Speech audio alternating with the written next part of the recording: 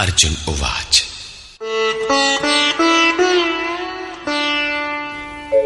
कथं भीष्ममहं संख्ये द्रोणं च मधुसूदन इषुभिः प्रतियोत्स्यामि पूजार्हावरिसूदन।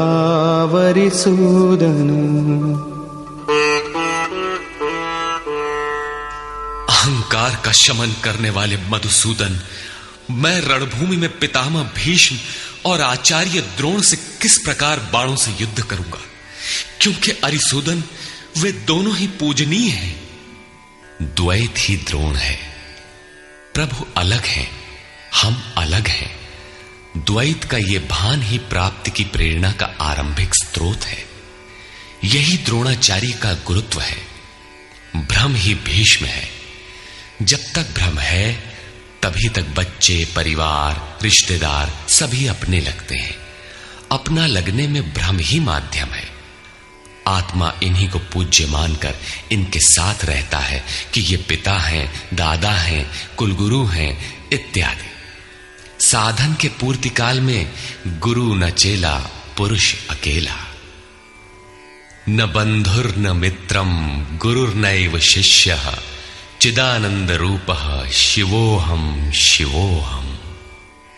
जब चित्त उस परम आनंद में विलय हो जाता है तब न गुरु ज्ञान दाता और न शिष्य ग्रहण करता ही रह जाता है।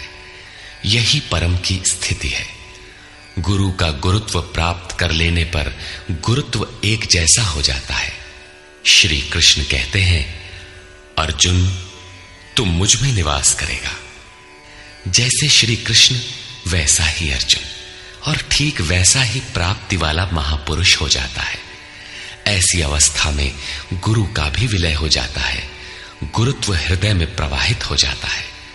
अर्जुन गुरु पद की ढाल बनाकर इस संघर्ष में प्रवृत्त होने से कतराना चाहता है। वो कहता है,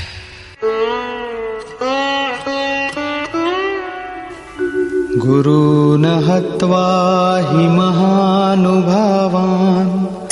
श्रेयो भोक्तुं भैक्षमपीह लोके हत्वार्थकामास्तु गुरूनिहैव भुञ्जीय भोगान् रुधिरप्रदिग्धान्।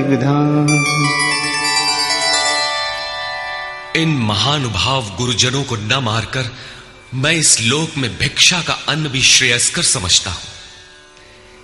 यहां भिक्षा का अर्थ उदर पोषण के लिए भीख मांगना नहीं, बल्कि सत्पुरुषों की टूटी फूटी सेवा द्वारा उनसे कल्याण की याचना ही भिक्षा है।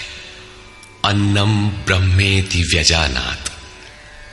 अन्न एकमात्र परमात्मा है, जिसे प्राप्त करके आत्मा सदा के लिए तृप्त हो जाता है, कभी अतृप्त नहीं रहता। हम महापुरुषों की सेवा और याचना द्वारा शनैः शनैः ब्रह्म पीयूष प्राप्त करें, किंतु ये परिवार न छूटे। यही अर्जुन के भिक्षान्न की कामना है। संसार में अधिकांश लोग ऐसा ही करते हैं। वे चाहते हैं कि पारिवारिक स्नेह संबंध न मारना पड़े और मुक्ति भी शनैः शनैः मिल जाए, किंतु चलने वाले पथिक के लिए, जिसके संस्कार इनसे ऊपर है, जिसमें संघर्ष की क्षमता है, स्वभाव में क्षत्रियत्व प्रवाहित है, उसके लिए इस भिक्षान्न का विधान नहीं है। स्वयं न करके याचना करना भिक्षान्न है। गौतम बुद्ध ने भी मध्यम निकाय के धम्म दायाद सुत्त में इस भिक्षान्न की आमिष दायाद कहकर उसे हेय माना है, जबकि शरीर यापन से सभी भिक्षु थे।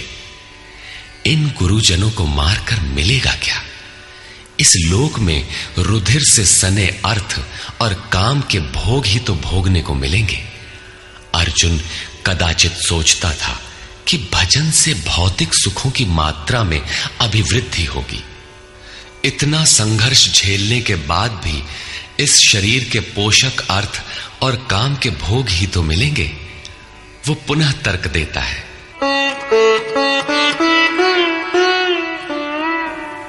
न चैतद्विद्मः कतरन्नो गरीयो यद्वा जयेम यदि वा नो जयेयुः यानेव हत्वा न जिजीविषामः तेव स्थिताः प्रमुखे धार्तराष्ट्राः।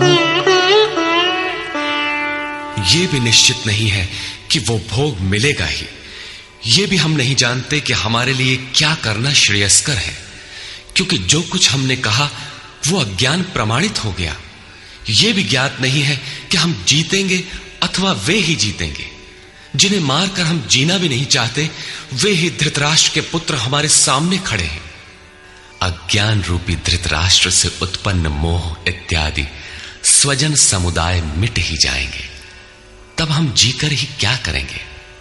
अर्जुन पुनः सोचता है कि जो कुछ हमने कहा कदाचित ये भी अज्ञान हो, अतः प्रार्थना करता है।